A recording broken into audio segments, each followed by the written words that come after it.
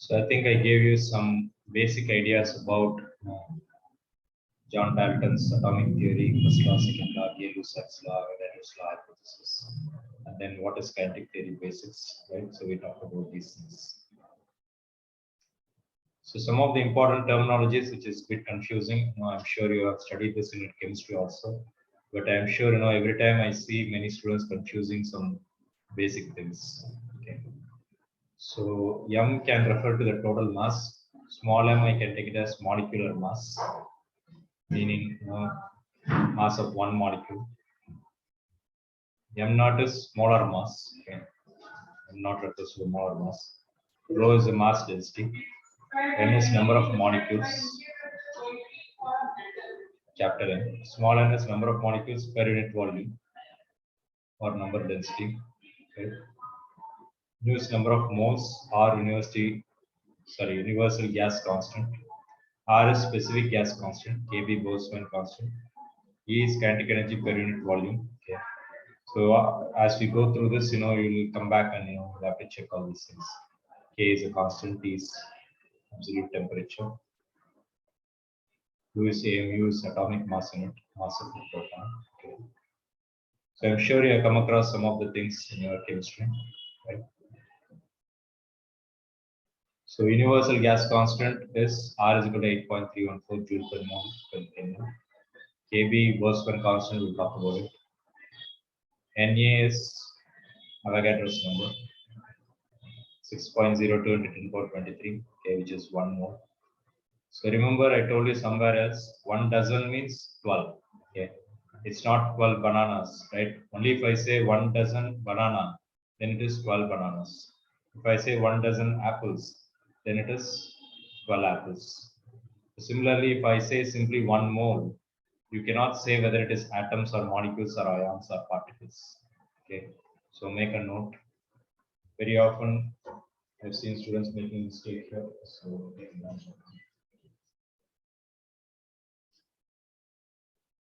1 mole refers to 6.02 into 10 power 23. Okay, there is nothing here. Okay, just like 1 dozen refers to 12. So there is nothing here. Okay, but it can be bananas or oranges or apples, or it can be anything. Similarly, this can be. It can be atoms. Can be molecules, it can be ions, it can be particles. Okay, so if I say 1 mole of atoms, then you have to say 6.02 into 10 power 23 atoms. If I say 1 mole of ions, then you have to say 6.02 into 10 power 23 ions. Okay, so that you have to be clear on that.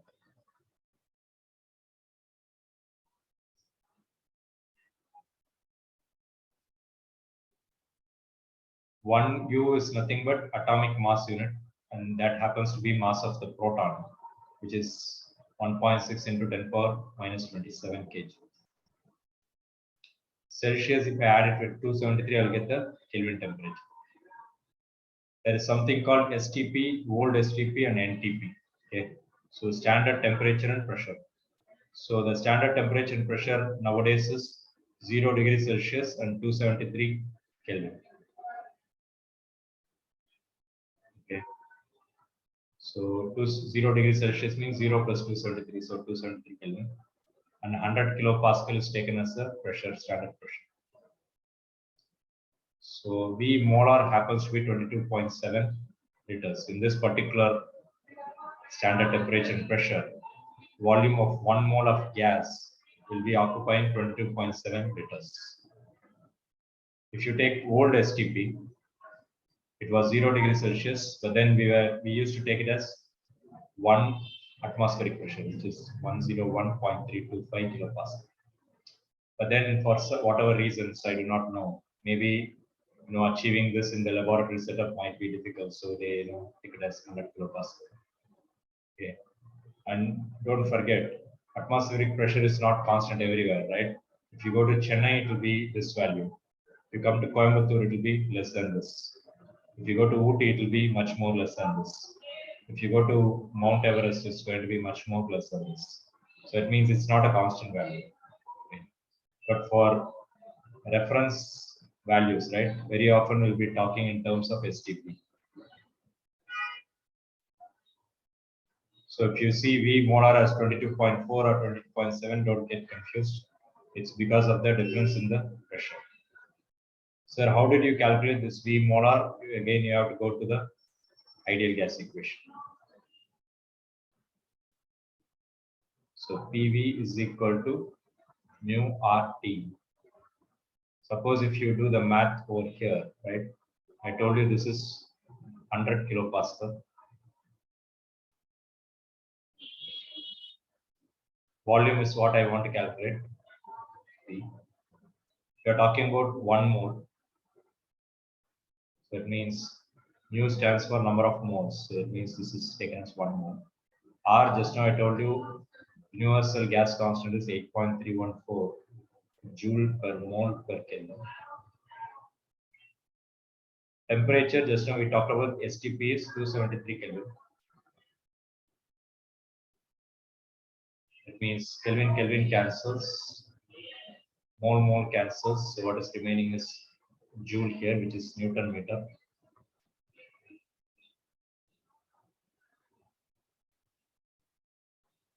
I want to calculate the volume. So V happens to be 8.314 into 273 divided by 100 kilopascal. So 100 into kilo is 10 power 3. Pascal is nothing but Newton per meter square.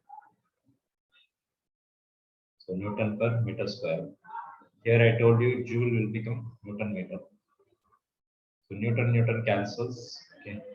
Meter square will go to the top, it will become meter cube. So that means that will be your volume. So do the calculation. I think you will be getting something.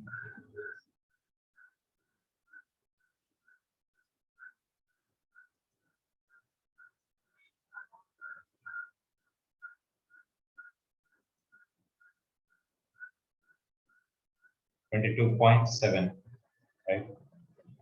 So 2269.7. So 2269.7 divided by 10 power 5. But then this will be in meter cube. But somewhere you must know the basics that 1 meter cube, okay, the tank in your terrace, the syntax tank, it will be around 1000 liters. So it will be around 1 meter cube. 1 meter cube is equal to 1000 liters. So we need to multiply into 10 power 3. Yeah. So it will be 22.697. And for 3 to convert it to liters. So 10 power 3 cancels. So 10 power 2 will be there, which means divided by 100. So I'll be getting 22.7. So this is how you get the molar volume. And what is Avogadro's hypothesis? Anybody? Doesn't matter what gas it is. If you take 1 mole of any gas, it will be having the same volume. Okay. Or in other words, if you take one cup of hydrogen, 1 cup of hydrogen,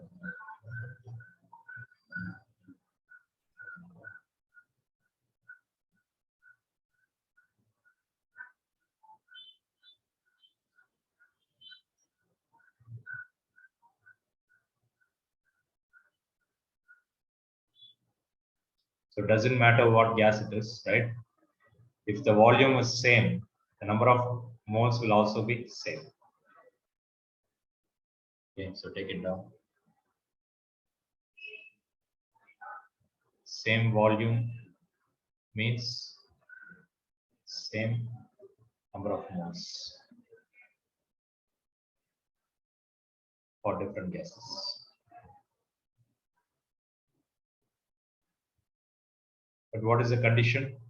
The temperature and pressure should be the same, STP, or it can be the same temperature and pressure.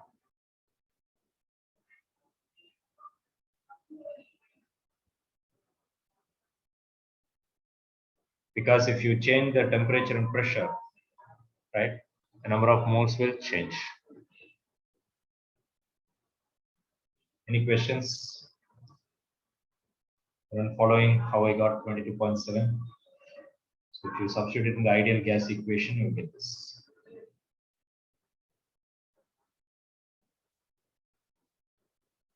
So now that I have shown you how to get 22.7, you can calculate it for old STP or NTP. What is NTP? Normal temperature and pressure. So normal refers to the, achieving 0 degrees Celsius. It's like, laboratory situation.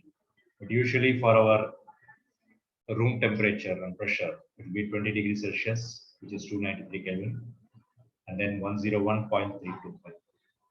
That's the atmospheric pressure, which means the V molar, since the temperature is higher, the pressure is also higher compared to this. We're getting a bigger value here.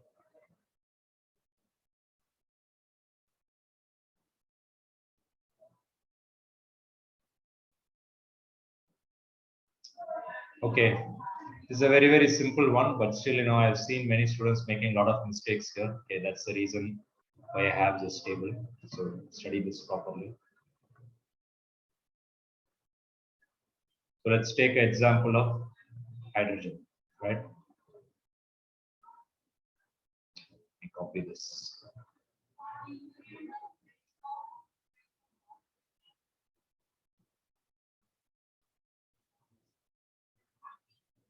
If you take hydrogen, you will have one electron and one proton. Okay. So that's your mass number, that's your atomic number. So the molecular mass happens to be, so the mass number is 1. Okay. Molecular mass happens to be 1 U. What does that mean? 1 proton. So 1 proton mass, so mass of 1 proton happens to be around 1.6 into 10 power minus 27 kg. And that is what we call it as 1 U. That is what is shown here. So it means for 1 proton, I will say that the molecular mass of hydrogen, of course, here this is a molecule, this is an atom. Okay, but here this is for an atom, even though the topic says molecular mass. So the molar mass, what does that mean? Anybody? What do you mean by molar mass? Mass of? Mass of? 1 mole of a substance. Mass of 1 mole of a substance is called as molar mass. Mass of 1 mole of a substance. Very good. So that means if I say I have 1 mole of hydrogen, H atoms.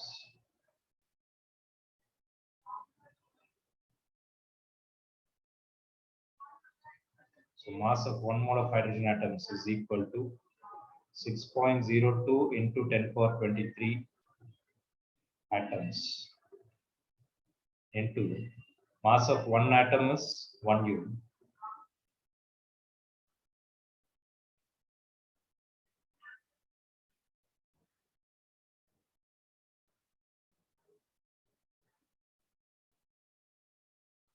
One U is nothing but 1.6 into 10 power minus 27 kg.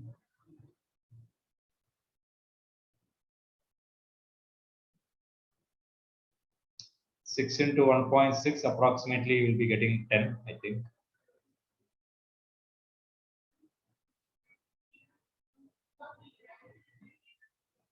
.6, very close.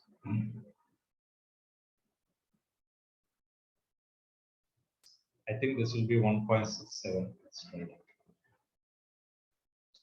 6.02 into 1.67, 8.05.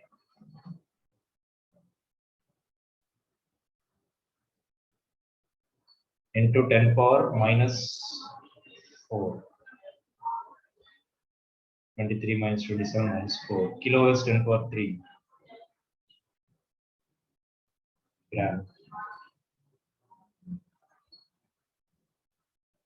This is approximately 10. So 10 into 10 power 3 will become 10 power 4. 10 power 4 into 10 power minus 4 will become 1. So what you found is, as you do this math, if you take 1 mole of hydrogen atoms, here it is 1 U, here it is 1 gram. For molar mass, it is 1 gram. Similarly, if you follow the same methodology, what you will find is, for hydrogen molecule, it will be mass number is still 1, but then you have 2 atoms, which means it will be 2U, which means it will become 2 grams molar mass. Okay, if you follow the same method. If you take nitrogen, it is 14 mass number, but we are talking about nitrogen molecule, which is 28U. Okay, which means 2 nitrogen atoms, 28U. 28U is molecular mass. Molar mass will be 28 grams. What this means is, if I take 28 grams of nitrogen, it will be containing 6.02 into 10 power 23 atoms, or sorry, molecules. If I take 32 grams of oxygen, it will be containing 6.02 into 10 power 23 oxygen molecules. Similarly, if I take 1 gram of hydrogen atom, it will be having 6.02 into 10 power 23 hydrogen atoms. Similarly, carbon 12 grams, 12U 12 grams, uranium 235U 235 grams. Okay. Anybody not following this, please raise your doubts. So simply replace the U with gram and you will get the molar mass. How do you know that? Only if you do this calculation, you will know this.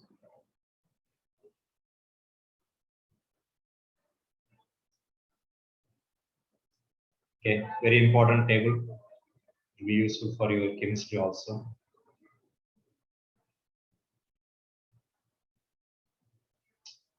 The last chapter itself, I talked about Boyle's law, Charles law, and Gay-Lussac's pressure law. Okay, so we can discuss this one more time very quickly. If you have doubts, you can always stop me.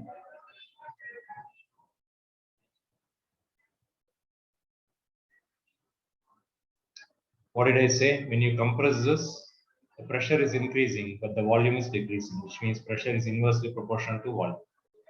And when you bring the V on this side, PV is equal to proportionality constant is some constant. As you heat up this cylinder, what will happen? The gas will expand, which means the volume is getting bigger. That means as temperature increases, volume is also increasing. That means V by T is equal to constant.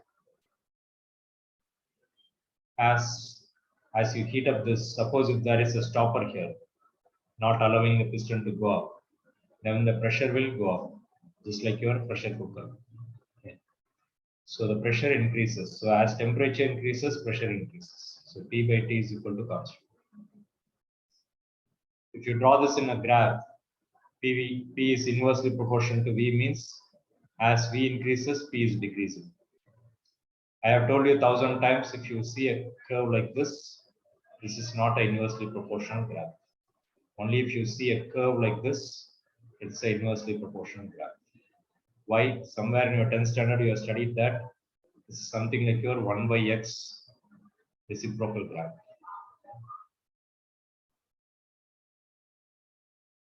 Is that right? Anybody remember studying in maths? Plotting this curve 1 by x in your 10th standard somewhere? Yes, no, nobody studied this. Yes, sir. Yes, okay, very good. That means 1 by x is what is here as 1 by v.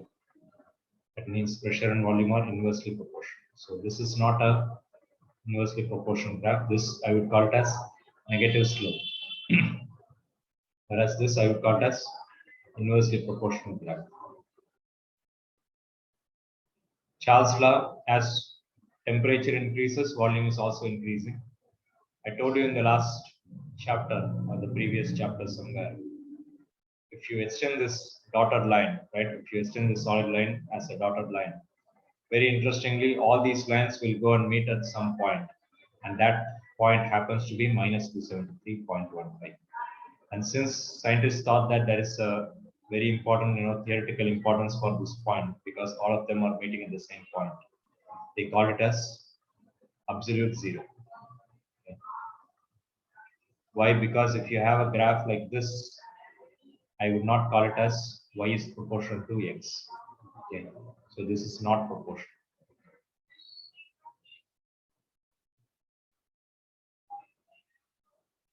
You may be wondering, sir, as x is increasing, y is also increasing. Why are you saying it's not proportional?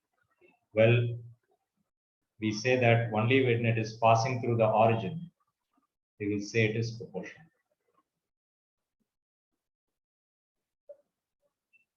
And that's the reason why we wanted to have a new origin here. By that way, we can say that these lines are passing through the origin. If it is passing through the origin, I can say volume is proportional to the temperature. And remember, we are not talking about Celsius temperature, we are talking about Kelvin temperature.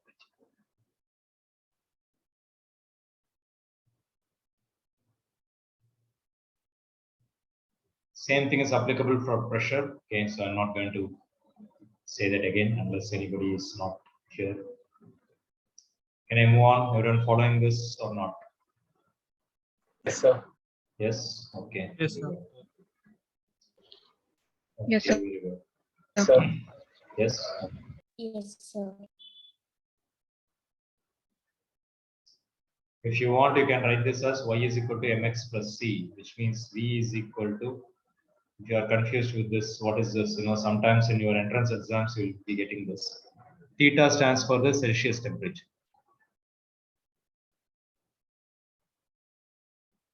Capital T stands for the Kelvin temperature.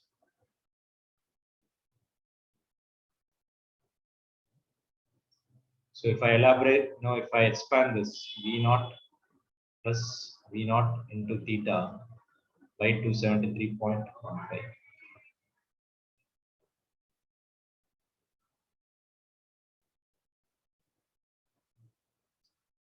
So listen carefully.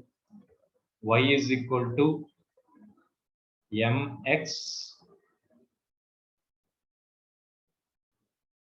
plus c. Okay. What is m? Sorry, I should write this as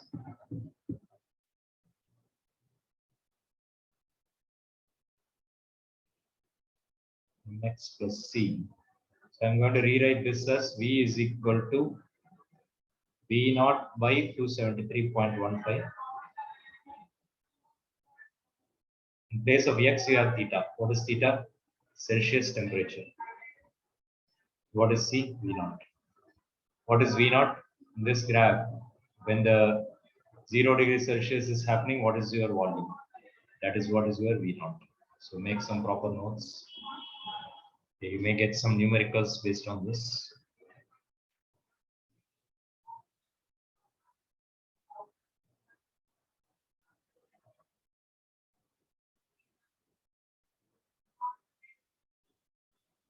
So it means this is your y-intercept. Okay. This is your x-axis, Celsius temperature, and this happens to be a slope, V naught by 270. So how do I know that is my slope? Well, look at this triangle here. This is V naught. This is 273 because this is 0 degree. This is minus 273 degrees Celsius. That means this length has to be 273.15. That means somewhere in your mathematics later on you will study that angle theta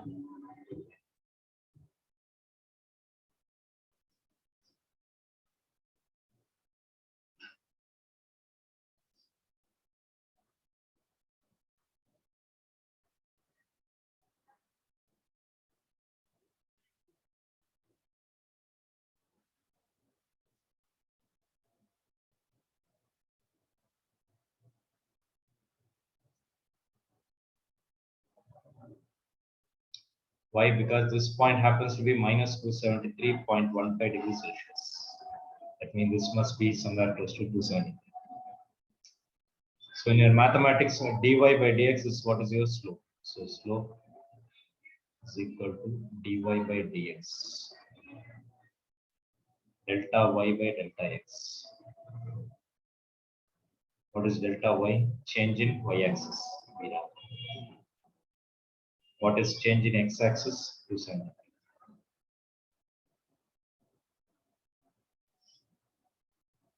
And that is what you see over here. Okay, again, this is not required for your derivations, okay, but it's required for your numerical problems. Very often it's asked in some entrance examinations. Sir, is it given in the textbook? Are you saying it is given in the textbook, or are you asking whether it's given in the textbook? Asking, sir. Asking. Yes, sir. Whether it's given or not, sometimes they will ask you in the numericals. So I think it is given somewhere in some other, place. I think it was in the thermal properties chapter. I think it's given. Okay. Maybe it's not given over here. Same thing is applicable for this one.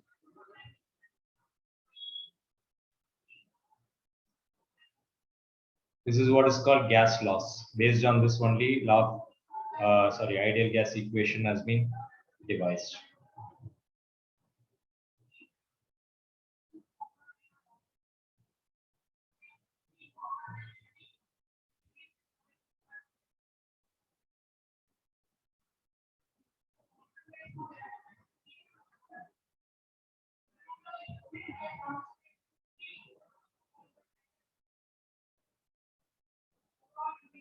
So when they combined all these things, they were able to put together equation. So PV and then T comes on the bottom. So PV by T is equal to, and that happens to be PV is equal to, that constant happens to be mu into R. And that's how you're getting mu R into T. And that's what you have been studying it as ideal gas equation.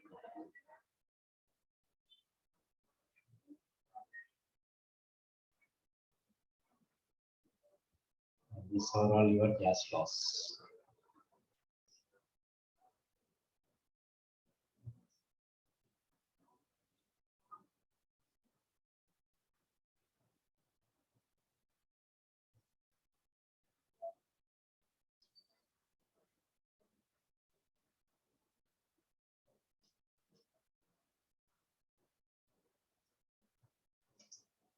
Okay, just a sec.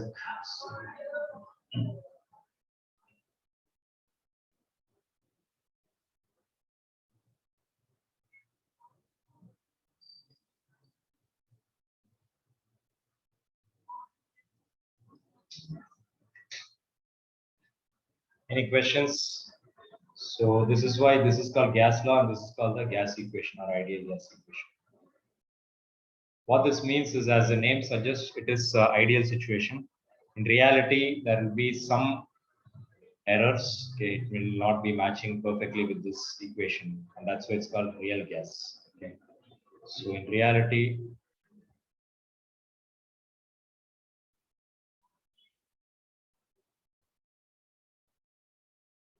this equation will not perfectly match.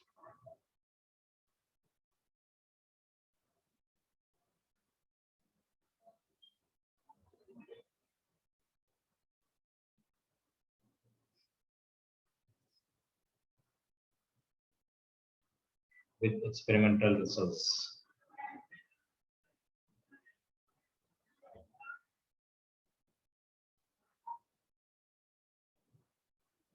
The reason for that is because when the temperature is very low or when the pressure is very high, what will happen is the molecules will be very close to each other, which means because there will be some interatomic or intermolecular forces of, or intermolecular force of attraction or interatomic interaction.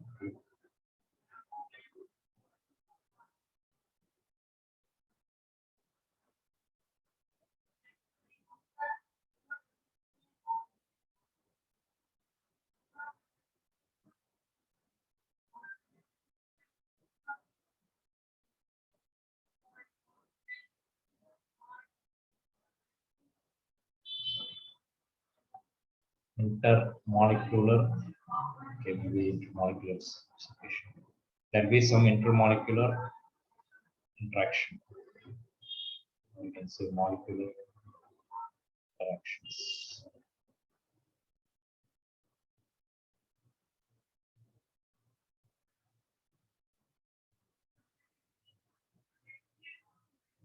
Because of low temperature and high pressure.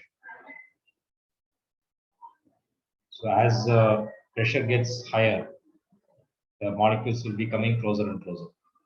So we'll be compressing more and more molecules. As the temperature gets lower, it will try to become a liquid. So that means the gas loss will not be applicable. However, on the other end, if the temperature is very high and the pressure is very low, then it will come closer to the ideal gas behavior. So take it down. Copy. Anybody is still copying? Can I change the screen?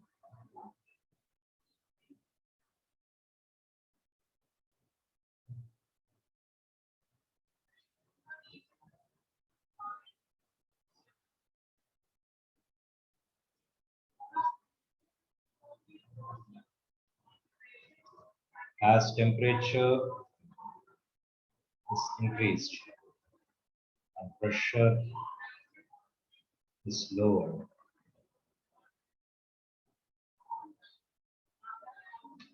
molecules will be forward.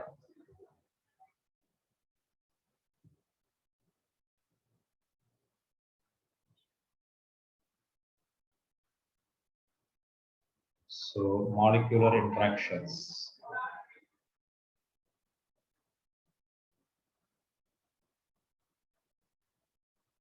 Molecular interactions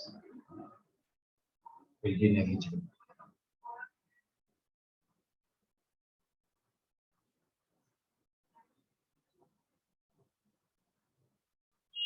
So real gas behavior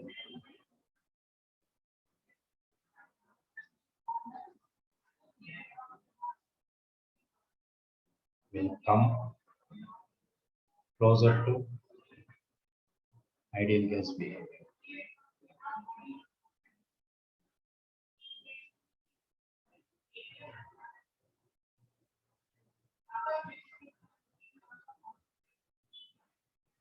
Okay, so as the temperature gets less, as the temperature gets more, it will become more of a gas. As the pressure is reduced, the molecules will go farther and farther.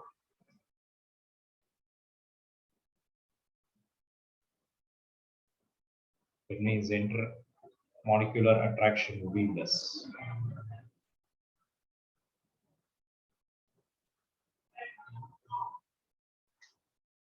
Any questions?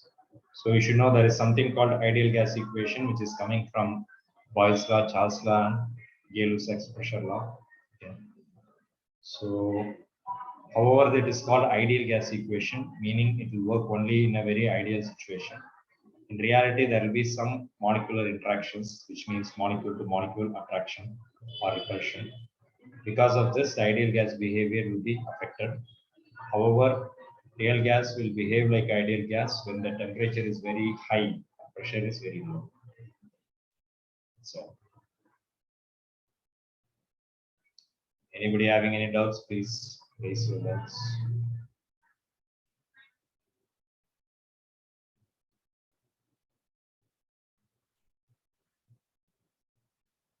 Okay, so the next one is we need to talk about the different variants of ideal gas equation.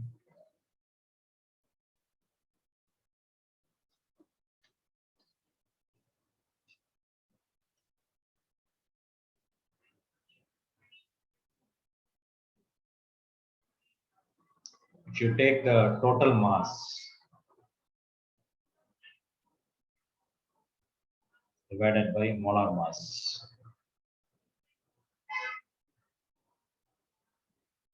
and we get the number of moles.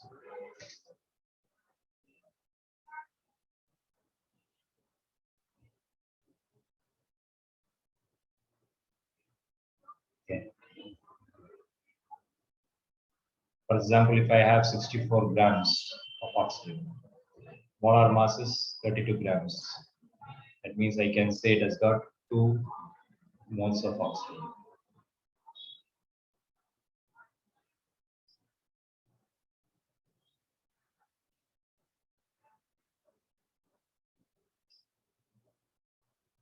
Similarly, if I take total number of moles,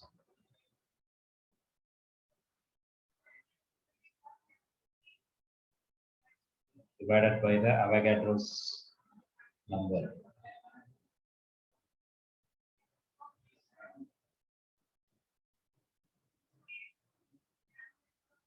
What does that mean? Total number of moles we represent as capital M.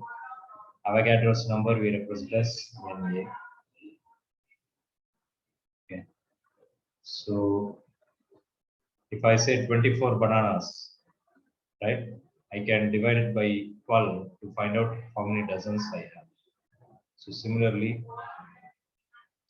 I can say this is going to give me 6.02 into 10 power 23 is the Avogadro's number. So suppose if I had 12.04 here, And there will be totally 2 moles, sir. okay, very good. Okay, 2 moles of whatever it is.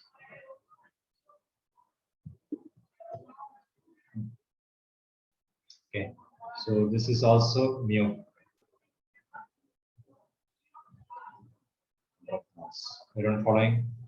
Total mass divided by molar mass, total number of moles divided by Avogadro's number.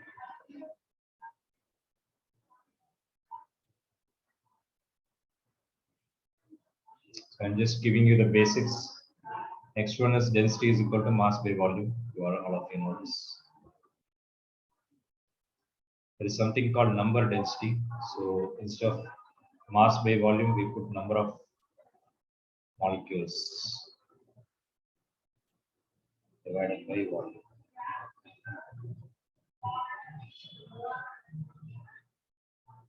This we call as mass density.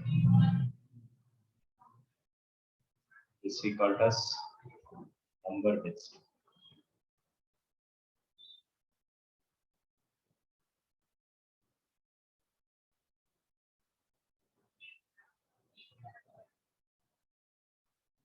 There is something called universal gas constant divided by the molar mass of a gas.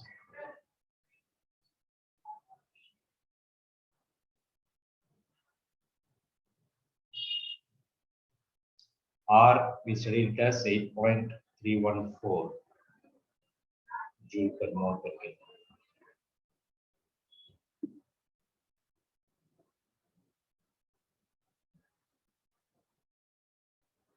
So this R by M naught, right? R divided by molar mass of a gas gives you another specific gas constant.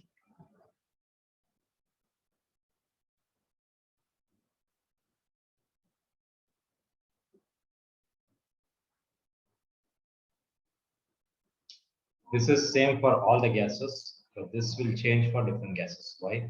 Because molar mass of a gas changes, which means this will also be changed.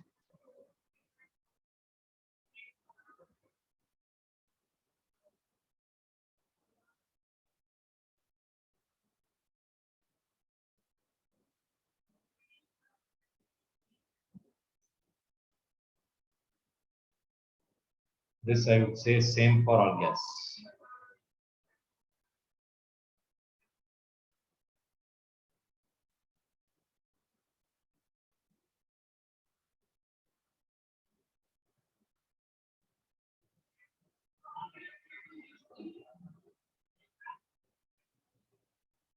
Okay, so you should know what is number of moles, total mass divided by molar mass, total number of moles by Avogadro's number. You should know what is mass density and what is number density, then what is gas specific constant. With that basics, I can say that PV is equal to mu RT. So that's the ideal gas equation. If I bring the T on this side, PV by T, mu into R, so that is also a constant.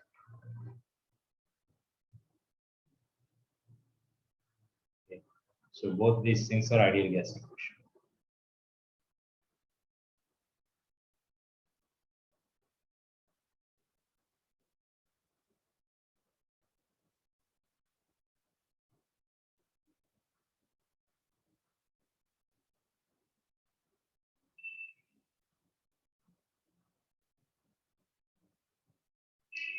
PV is equal to mu RT.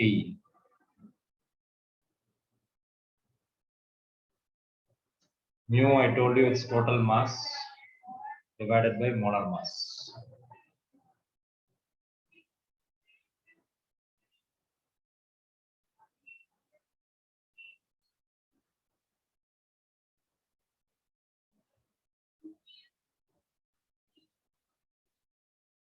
R by M naught, just now I told you it's called gas specific constant. So this is what, sometimes in your chemistry, I think you might be using this PV is equal to M RST. So R stands for the gas specific constant, whereas this R is universal gas constant. So make a proper note. This is universal gas constant.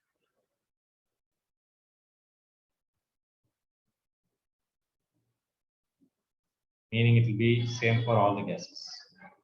Whereas this is gas specific constant.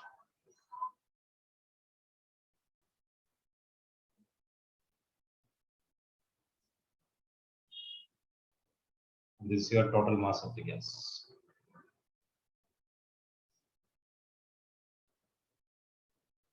Very, very confusing sometimes. Okay, should I put molar mass? Should I put molecular mass? Should I put the total mass of the gas? Right? That's why I'm writing all these things properly. Otherwise, it's very, very easy for you to get confused. Because you have molar mass, you have molecular mass, you have total mass.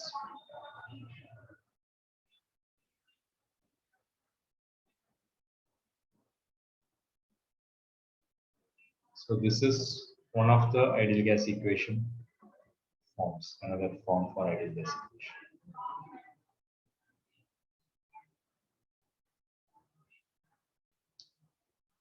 Again, I'm not showing you the derivations, so take it down properly. All these derivations, they may ask you. Mu, I told you that it can be written as total number of moles divided by Avogadro's number.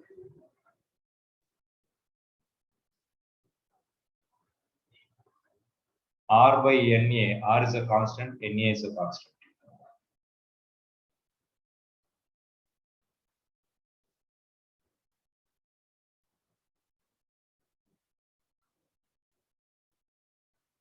This happens to be another constant, which happens to be the value is Boltzmann constant. So Boltzmann constant, let's see, 1.3.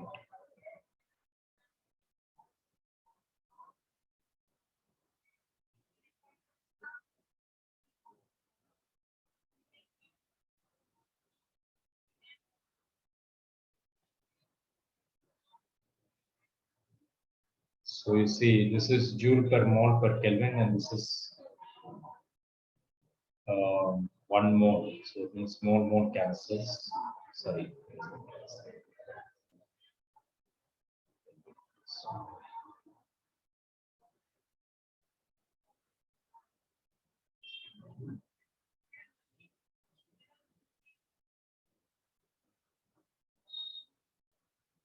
This constant, we are going to call it by a different name called Boltzmann constant.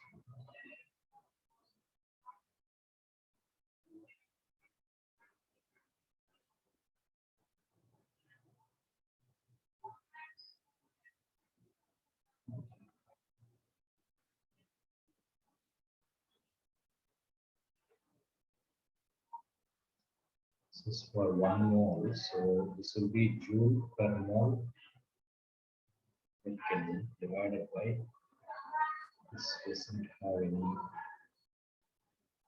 So this is number of atoms per mole. So number of something per mole.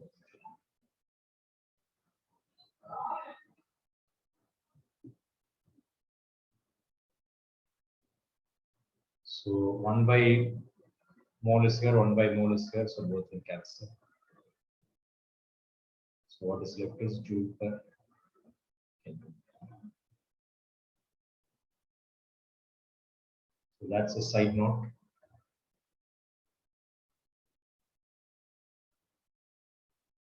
So R by Na. But what is R by Na? Kb Boltzmann constant. N into Boltzmann constant. So this is another expression for ideal gas equation.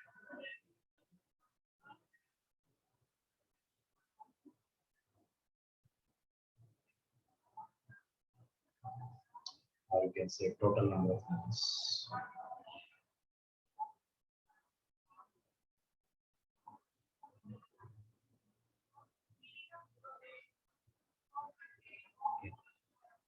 Any questions? So this is one form based on mass. This is another form based on number of moles.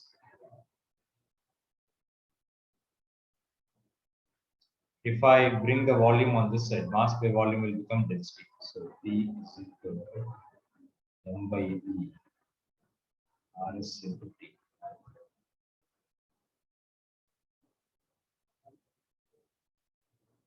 So P is equal to rho Rs by T. So the reason I'm showing you all these things is you should understand that all these things are the same ideal gas equation. Okay. You should not think that okay, all these things are different equations.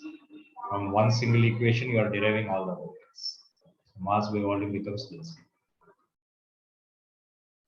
Similarly, I'm going to write this as P is equal to volume comes on this side. Okay. You see, volume is here. So when I bring it on this side, it becomes N by V.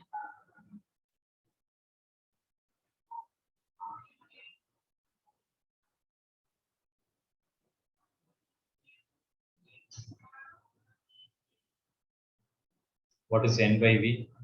Just now we studied number of molecules divided by volume, which is number density. So it means can write this as P is equal to N kBT.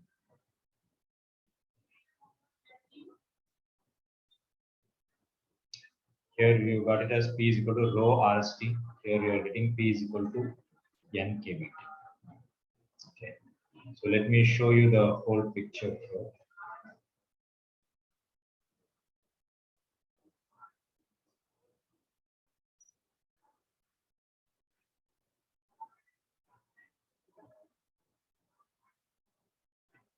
Okay, so I gave you all the basics. Then from PV is equal to mu RT, I derived PV is equal to M RST. And then from there, you get P is equal to rho RST. Similarly, instead of mass, if you take number of moles, you'll be getting PV is equal to N kBT. And then if you bring the volume on the side, you'll be getting P is equal to N kBT. This is one form, this is another form, this is one form, this is another form. Okay, so you almost have some 4 to 6 different forms. So this is the main form, PV is equal to mu RT. Was this one. So you have almost 6 different forms of ideal gas equation. So that's what is shown here. As I told you, I have not shown you the derivation. Okay, only if you have taken down the notes, you'll understand what it is. So these are the first ideal gas equation. This is based on mass and this is based on number of moles.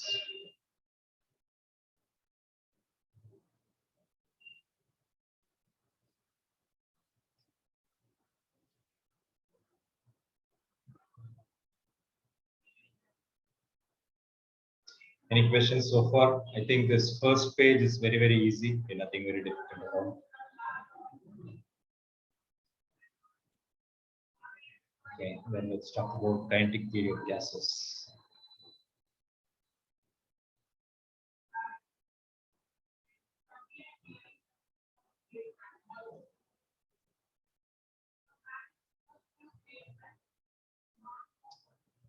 Okay, I'll get some water.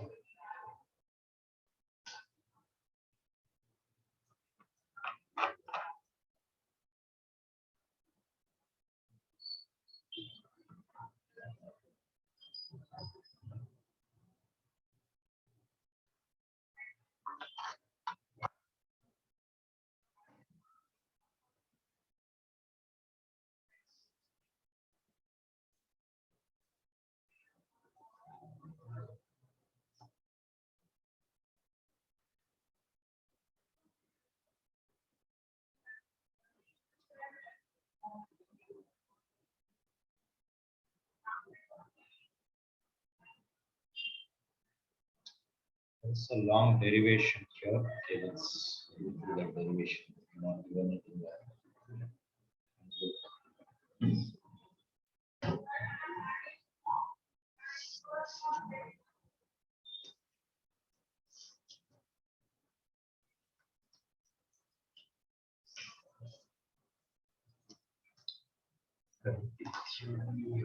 So this derivation gives you a relationship between um, pressure and velocity. Okay, what happens? What is the link between pressure of the gas? Take it down to this important derivation.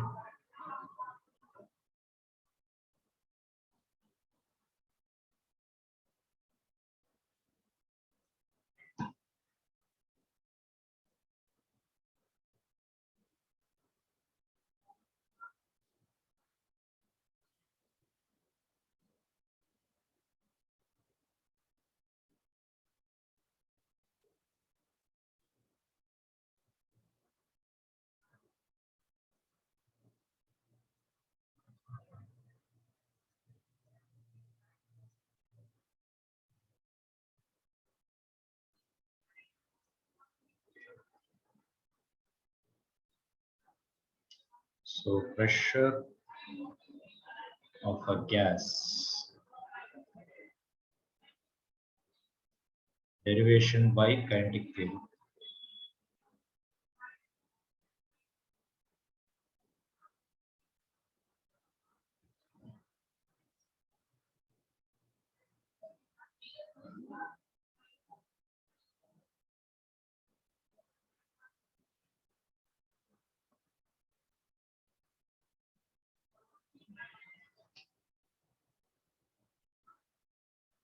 Suppose if I consider a cubical volume where there is some gas inside this.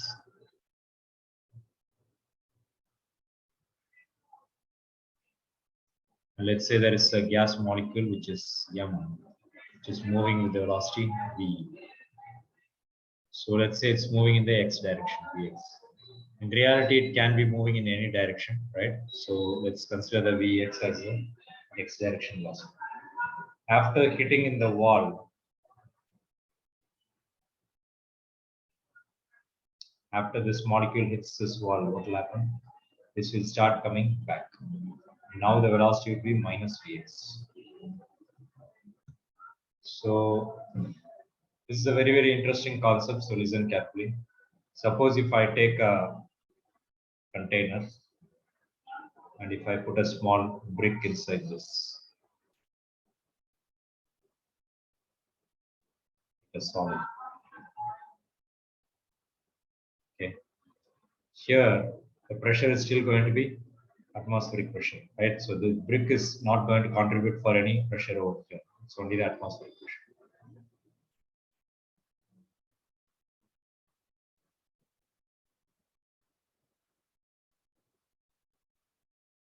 But suppose if I put a gas over here, you take the same container, you put some gas over here, but you know that gas does not have any volume, which means it will occupy the entire volume of the container. What does that even mean, right?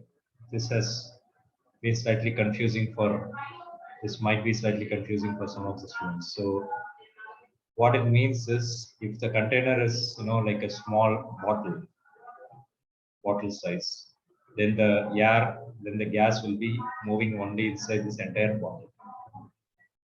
Let's suppose if I open this bottle and if it is kept inside a big room, now what will happen is the moment the gas comes out, the gas does not stay here or does not stay here. The gas is kind of moving everywhere. It comes and hits this wall and then comes back here. Comes and hits this wall, comes back here. And that is what we mean by the gas taking the volume of the container.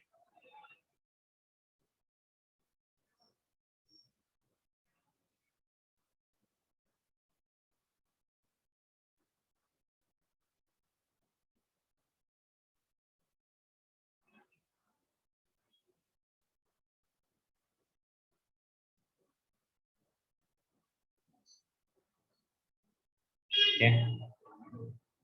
So coming back to this, why do you think there is a pressure? Because the molecules are continuously bombarding these walls. So it keeps on hitting these walls. And that hitting, right, that momentum, that is creating a force. You know that force by area gives you the pressure. That's the link between the movement of molecules and the pressure of the gas. So that's the important derivation. Okay, so let's talk about that.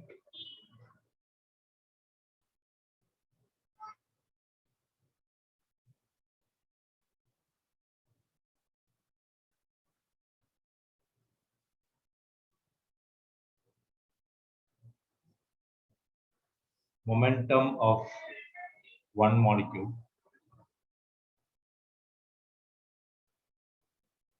is equal to mass into Vx.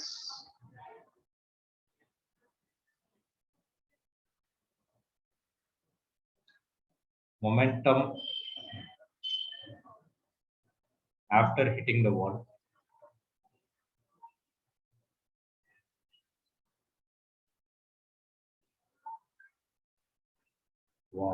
it's going to come back, which means minus mvx.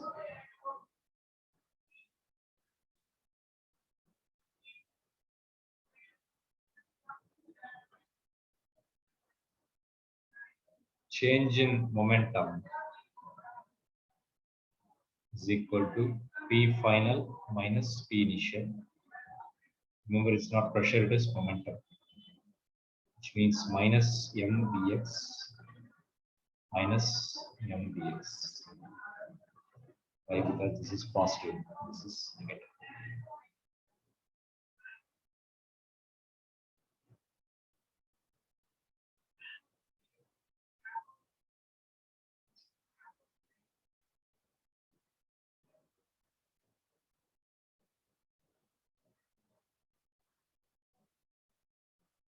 So this bit confusing, so pay attention. Up to this, I think it's easy. Anybody not following up to this? Change in momentum is what we have calculated for this one single molecule. So after this, what the method followed in your textbook is, so if you consider a small time interval delta t, in that delta t, let's say I have this many molecules here.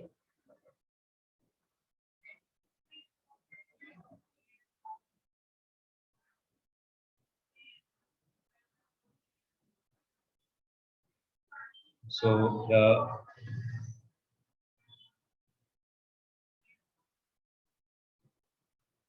take it down properly. In a time interval delta t,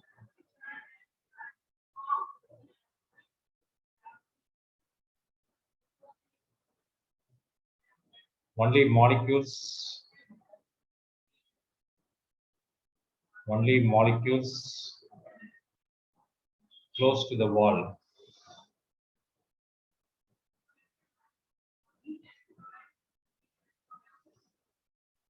at a distance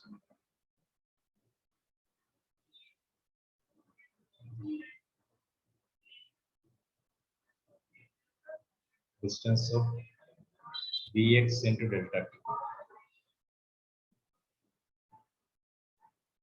will be hitting the wall.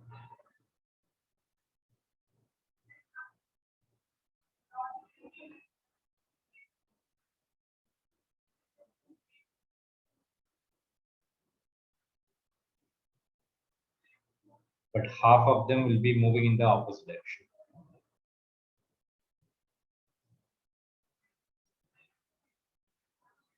So if I say that I have 1000 molecules here, I'm going to assume that 500 molecules are coming this direction and 500 molecules are moving in this direction, which is a good approximation or good assumption.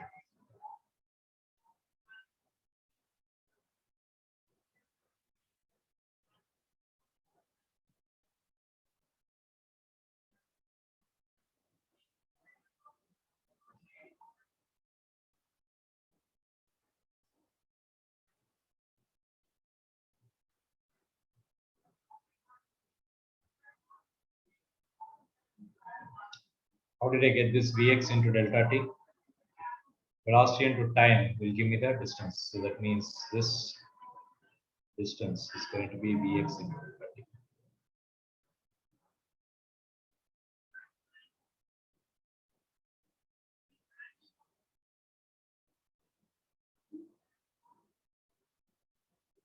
Okay.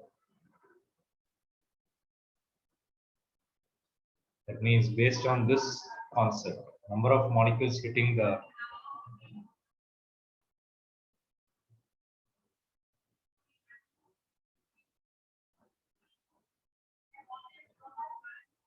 wall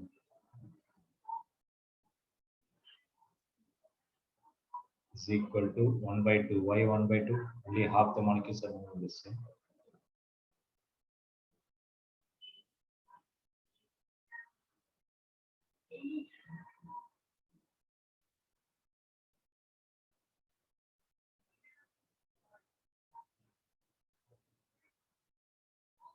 The area of the wall is taken as A.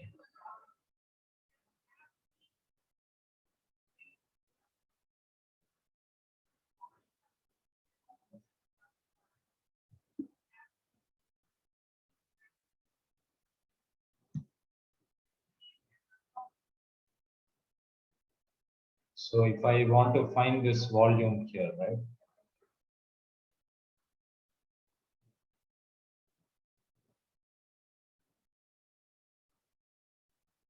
This volume, I will say that Vx into delta t into area. Why? Because this is length, this is area. So length into area will give you the work.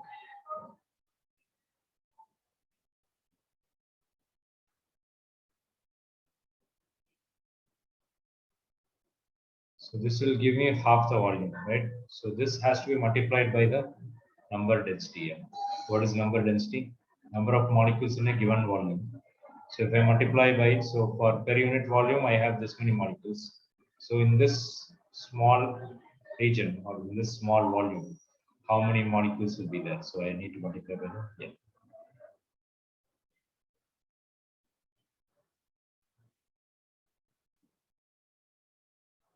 Number of molecules per unit volume.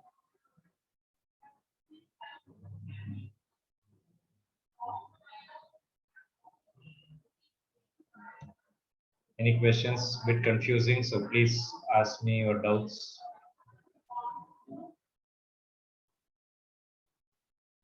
When I multiply by volume here, this is per unit volume. So when I multiply by volume, I'll be getting the number of molecules in that particular region. And since only half of them are moving in the x direction, the positive x direction, I'm taking this 1 by 2.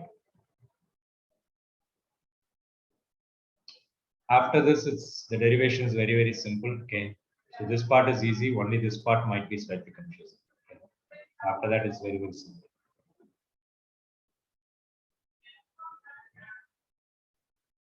So it's not one molecule hitting the wall. It is thousands of molecules hitting the wall. So that means the total momentum.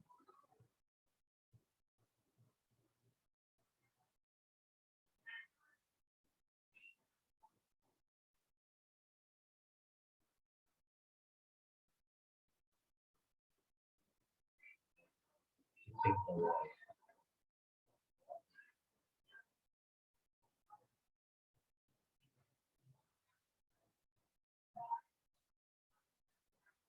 So that will be momentum of one molecule we calculated as 2 times mx, sorry, m into vx.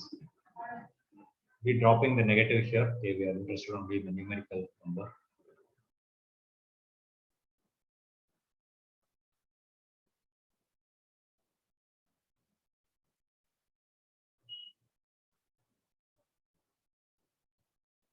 Multiply by the number of molecules. What is number of molecules? We calculated as this side. So 1 by 2 bx into delta t into area into number of molecules.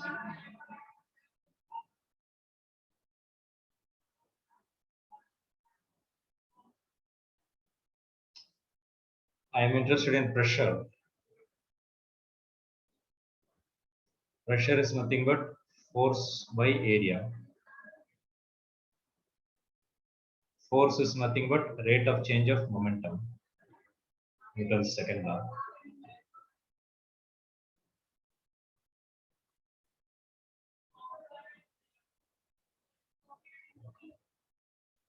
That divided by area. So now you know why we calculated change of momentum, because if I divide by rate time, I will be getting rate of change of momentum. So it means the total momentum of molecule is this much. Okay. Rate means you have to do divide by time, which is delta t, because we are talking about a small time interval delta t. So it means this entire thing divided by delta t.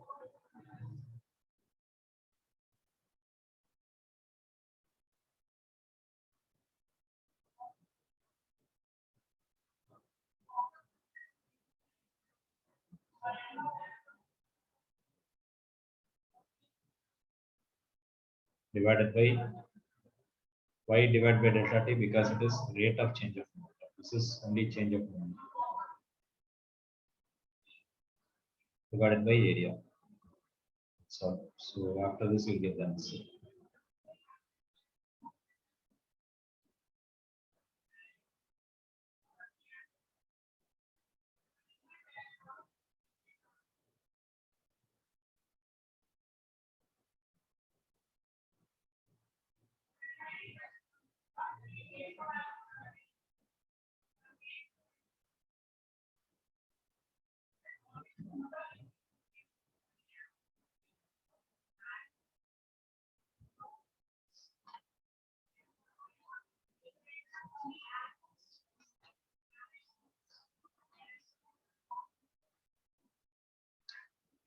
Okay, but still the derivation is not completed. You see a lot of different steps are here. Okay, a little bit lengthy derivation here.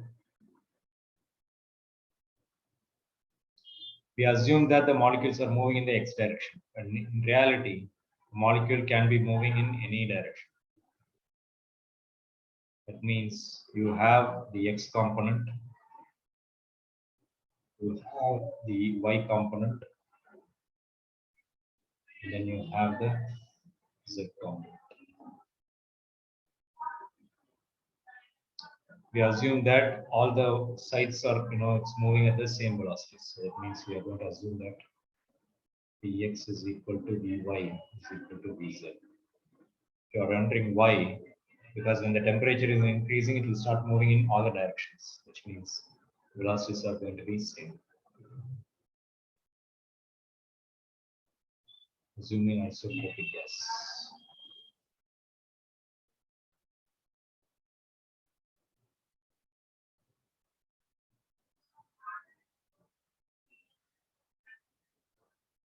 What does that mean? It means in all the directions you can have the same property. That's the meaning of isotropic.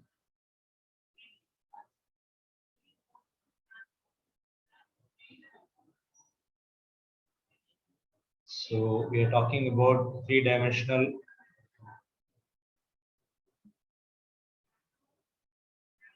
Pythagoras theorem, because this is like in 90 degrees to this.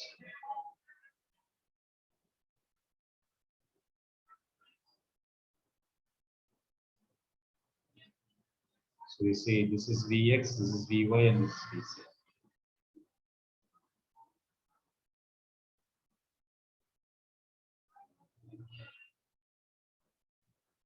Means the three-dimensional Pythagoras will look like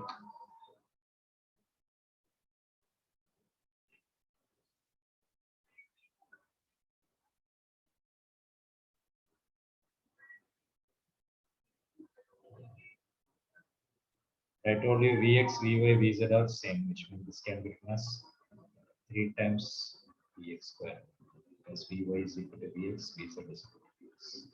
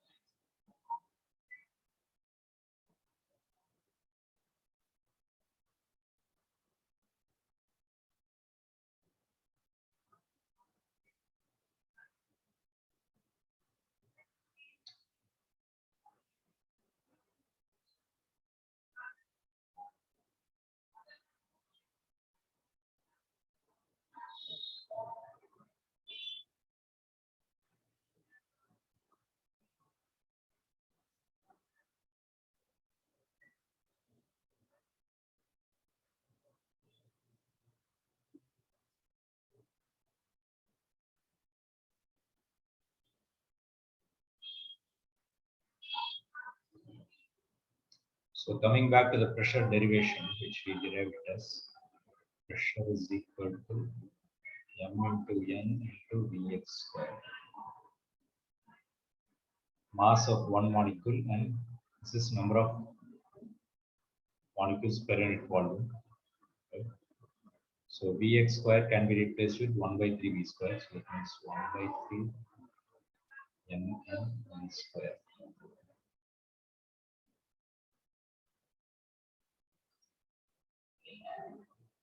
Again, as I always told you, a bit confusing. This is mass of one molecule.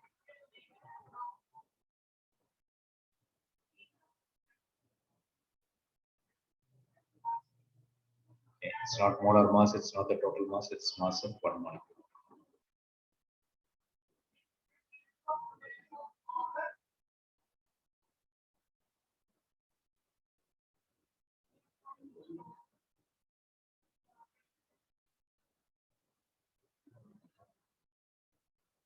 This is the important form. Small n can be written as capital N divided by volume V.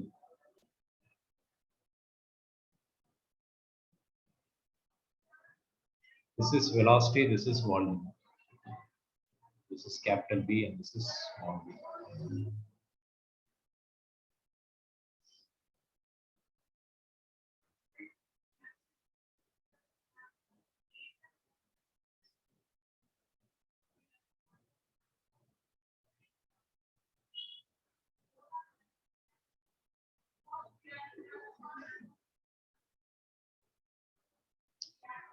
This is total number of molecules. So mass of one molecule, total number of molecules. So m into n will give me the total mass.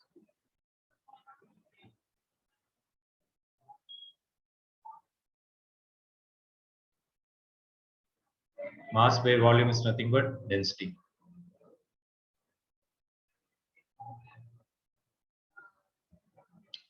This is what is the pressure. So 1 by 3 rho v square.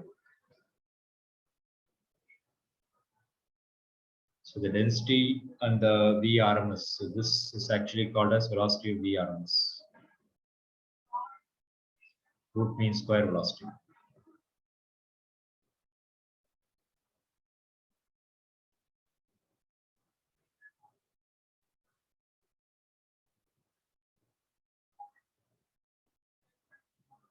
And this is pressure. So we are trying to find a relationship between pressure and the velocity. As the velocity increases, the pressure also increases. Why? Because more and more molecules will be hitting the wall more often, which means pressure increases. This is something like, macroscopic, which means you can actually measure the pressure. This you cannot measure it. This is something like a microscope.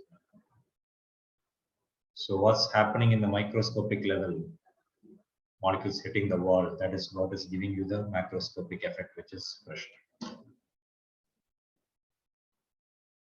So this is an important relationship of pressure in kinetic theory. Not an easy one. Okay, so definitely, if you see the steps, it's easy. Okay, but you have a lot of things to remember. A lot of steps are there.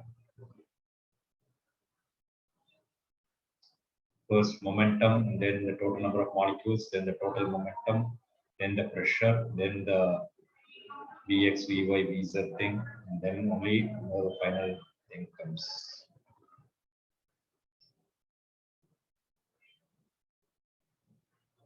The book also it will be very confusing, so I hope you are taken down the notes.